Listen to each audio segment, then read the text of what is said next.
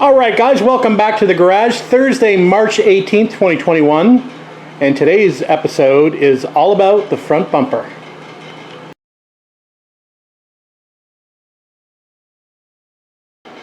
Alright guys, so we're going to have a bit of a bumper discussion today, and I thought a good place to start would be with the original bumper that came off of this car. It's been stored up on top here with the rear bumper, and I think the door glass is up there as well for the past 4 years or so, I guess it is. And just took it down to have a quick inspection of it, but I obviously need to clean it up first before we do that.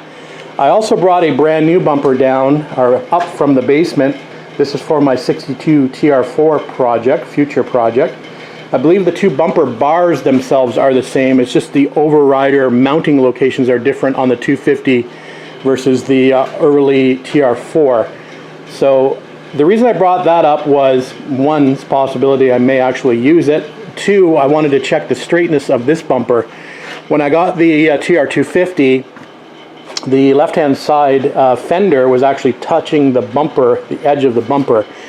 So I think it had some sort of impact on the passenger side at one point in its life. Now, I'm not sure if the bumper was actually tweaked in or the fender, which were fiberglass on these cars. I recall they were cracked off at their mounting location, so they may have just been out touching the bumper. So first off, we're going to find out if this has been tweaked or not by holding up the brand new TR4 bumper, and we'll see if the dimensions measure up accordingly. Now, some of you might remember that I'd mentioned in my previous video that I was probably just going to go bumperless on this car and just figure out a way to mount my driving lights, whether it was an individual bracket per light on the bumper mounting locations, or whether I was going to do an actual bar across to enable me to do some things like mount my license plate. I do have to run a metal license plate, front plate on this car, so I'm going to need a couple of holes to mount a metal plate somewhere in the center, and currently there's no provision to do that, so that's why I was thinking the crossbar might have been a better idea as opposed to the two individual brackets just to hold the lights at the bumper bracket locations. So back to the stock bumper. The first thing we're going to do is we're going to clean it up. We are going to take the bumperettes off because if I do run a front bumper on this car, I definitely don't want to run with the bumperettes. That's what I'm thinking at the moment anyway. So we'll clean up the brackets on the back, we'll remove the bumperettes, we'll clean up the bumper, and then we'll figure out whether this stock bumper has been tweaked or not, and we'll go forward from there. Alright, for those of you who are not familiar with what the TR250 bumper looks like, that's what it looks like. Obviously it needs to go higher, but that's as high as my jack stands will go to just hold it there. So I did unwrap the new TR4 bumper, and it does not look in comparison that this is tweaked at all on the end. So although this is new, it's not the best quality. It's definitely an aftermarket bumper. It does have a few little blemishes here and there, but it's not too bad. So that's a potential candidate as well. The chrome is not great on this bumper, but you're probably going to hate what I'm probably going to do to this anyway. I'm thinking of actually blacking out the bumpers on this car. If I go with the full bumper, I may actually do a Plastidip bumper like I did on my TR3 project, which I think looked okay, or looks okay. I'm quite happy with the way it turned out, so I may do the same thing on here because the chrome is not great. Lots of pits, so this bumper would have to either be replaced or have to be re-chromed.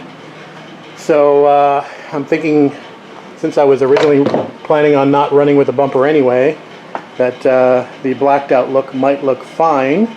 But I think what we'll do is we'll take the rear brackets off and get those cleaned up, and we'll maybe get this stock bumper mounted up just so I can see what it looks like back on the car. We've got to clean these brackets up in the back anyway, and I've got to try to figure out, if I am going to use this bumper and the bumper brackets, how I'd make some brackets to attach the driving lights. Somewhere in this area here was where the actual driving lights would go, so I'd have to extend or make some sort of mount off of the stock mounting bracket.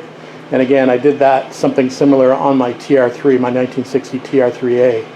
Anyway, let's take the bumper brackets off, get them cleaned up, and maybe we'll just mount the bumper brackets on the car. You probably don't remember, but I do have some alignment issues with the actual bumper brackets behind the bumper. They weren't aligning particularly well, so we're going to have to get under there and play around with those a little bit as well, and I'm sure that's going to be a little bit frustrating.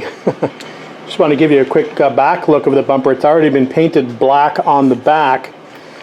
Who knows, this might be a replacement bumper. I know the new stainless steel ones come with black painted backs. However, I'm not sure that this is that new. And it looks like the chrome is actually peeling under the black, so maybe that's why they actually painted it black to stop all the peeling. You can see some more here. Look at that. So anyway, there are spacers in behind the bracket that hold the bumper to the body. So I just thought I'd make a quick note of that. So we'll put those in the pile of rusty bits over here to be cleaned. And we'll move on to the other side. Yeah, this is the peel off chrome kind. So pretty sure that this must be an aftermarket bumper. They wouldn't peel like this from the factory, they would just rust. So I thought I'd give you a quick shot of that. Anyway, we'll try to be a little bit careful when we remove this. We don't want to unwrap it so far that it goes around to the face. Alright, now that I've got the overriders off, you can see the damage I was talking about a little bit more apparent. You can see how that's pretty good dent there, or a pretty good twist right there at the mount, which kind of makes sense. That's where it's going to bend. And you can actually see, if I can flip this without dropping it, you can actually see on the bottom here how it's kinked as well. So it definitely has a bend in it. So we may be using the other one instead. Alright, just fitted up the brackets to the new bumper, and of course the passenger side has quite a big bend in the actual bracket as well. That is the passenger side, and you can see compared to the driver's side. So we're going to have to bend that back, which shouldn't be too much of an issue with a little bit of heat applied. So it must have been a pretty good little tap to bend this bracket, because it's fairly sturdy. Anyway, so that's just another quick thing we need to do in order to get the bumper mounted back up to the car, just for looks. Alright guys, we have the new bumper mounted on the car just loosely, and I've got the driving lights just sitting up there on top, not bolted down, no brackets or anything like that, just actually physically sitting there. And I've tried them narrower versus wider. I think I like them about where they're at as far as spacing is concerned. Of course, you have to be concerned about the bonnet clearance when it tips forward, but again, I think I'm okay with them in closer to the grille like that, as opposed to bringing them out further. So I think they'll probably be okay there, but of course the proof will be in the pudding when the bonnet is back on and whether it opens or not, but I'm pretty sure I have clearance there. Now, you may like the chrome bumper look, but I'm thinking of going black. And I'm thinking of plasti dipping it black. I'm not sure if I've mentioned that already or not. So purists beware that this bumper may be black shortly. Now, plasti dipping means that I can remove the plastic coating if I don't like it in black. There's a couple of reasons I'm deciding to go with in black. First, I think it'll look fine in black. I kind of got that kind of blackout look on the front going anyway, along with some sort of black, contrasting bits in the engine bay like the valve cover, etc. The other reason being that this bumper, although it's brand new, is not the best quality, and it does have some rippling along the top here, and I'm not sure whether you're going to be able to see this in the camera or not, but it's definitely got a few ripples across that top edge, and that will probably bother me, and the black I think would not highlight that as much. So that's number 2 reason. Number 3 reason, the rear bumper up there definitely needs some work and definitely would need to be re-chromed, and I can actually see a dent here just on this corner here. So the intent on the rear bumper was to do it black anyway, either black or get it re-chromed, but the re-chroming is not going to happen this year, so we may just run with a plasti dip rear black rear bumper temporarily, at least until the chroming process can take place. That chroming takes a few months up here. There's only a few places that do it, so I think initially that was going to be black anyway. Now, having said that, if I decide to go chrome, one of the reasons with the plasti dip is that you can peel it off as mentioned, so it may not be a permanent fix, but it's something I'm probably going to do initially, so don't hate me. Anyway, so I need to develop some sort of brackets to hold those lights where they're at. It should be easier than planned, but still some work to do. So I'm going to take some measurements and figure out how I can make a bracket to come off probably this location here that holds the bumper bracket to the bumper.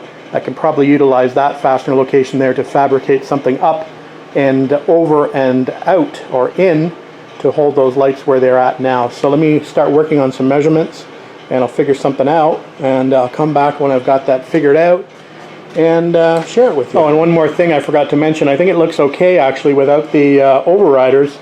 Here they are over here on the floor, and I'm thinking they look okay just the way they are. Since I'm running those lights, it'll probably look really busy up there if I was to put those overriders on, so I think we are not going to put those back on. I would have to drill holes for them anyway. Here is the hole location, I believe, for the, I'm not sure whether that's the overrider location. Yeah, I don't know what that hole is, but I've got a spare hole here from the TR4 bumper, so the bracketry might be a little bit different on the back. But anyway, I can always get a chrome domed head bolt to put in there, so no big deal. I can plug that up easily enough, but I think it looks fine without the overriders on. You may not have noticed. Alright guys, happy Saturday. It's about 10 after 5 in the afternoon, just an absolutely beautiful day outside. First day I've had the garage open and working out here for a long time, so that is always a good day when that happens. It's supposed to be warm for the next few days, so we should have the garage door open for the next couple of days anyway before it gets back to being a little colder towards the end of the following week. So I've been making some progress on the bumper light brackets. I'm sorry I didn't take you along, but progress over the last 2 nights was really slow, and I just wanted to get tucked in to do it.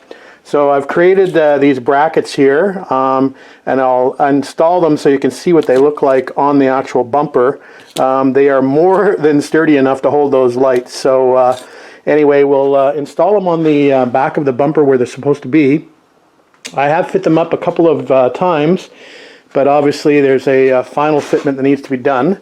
So we'll go ahead and we'll do that now. We'll put them on the back of the bumper. I'll show you how the lights mount, and then we'll try to mount it to the car. Let me see if I can show you how these are going to work. So here's the back of the bumper bracket, and we'll just take that nut off. We'll put our bracket on like so. I don't know if I can do this one-handed or not. Anyway, you get the idea. So it's going to fit like that, and then the light will mount up to here. So let me get the nut on here with a lock nut, and we'll come back. All right, and those brackets are going to look like that from the top side. Let me just roll you over. So that's what they look like on the back side. All right, so let's go ahead and we'll mount the lights up and see how they look. All right, there are the lights bolted to the brackets, and they're looking good. So I guess the final test now is to get it fitted up to the car. I'm going to probably attempt to do this myself. It would be good if I had an extra set of hands to do this, but let's see if I can do it without damaging anything. Alright guys, one more quick video and we'll call it a day out here. It's going to be a relatively short video, I think. But the lights and bumper are installed now. I think they look good, and they fit pretty much where I want them to be. They're a little bit tight to the grill. I want them spaced out a tiny little bit more. I think they're just grazing the grill right now. Again, if you recall me saying I wanted them pretty tight to the grill in order to clear the bonnet when it lifts. So that's why I wanted to keep them as far back as possible. The only issue I'm having, and this will be easily corrected, is that the bottom, I don't know if you're going to be able to see this or not, but the bottom snap ring, or the bottom bolt that adjusts or clamps the ring, is just sort of touching the bumper. So I'll have to raise the light slightly to be able to tip them forward if need be, and that will also bring them away from the grill. So there's a final look at the brackets in there. They look pretty, I think you can see them in there. They look pretty clean, not really visible, and obviously they're going to be painted as well. So that worked out pretty well in my opinion. The wires I'll be able to run through directly through the bottom grill slat and hook up to our wires that go to the switch that I've installed previously. So I think that's going to look pretty good. Remember, the intent is to paint this bumper black, or Plasti Dip black. So I know that's probably going to get lots of negative comments, but that's what I'm going to do. So we'll come back maybe tomorrow and we'll start blacking that bumper out. Thanks for watching, guys. See you tomorrow.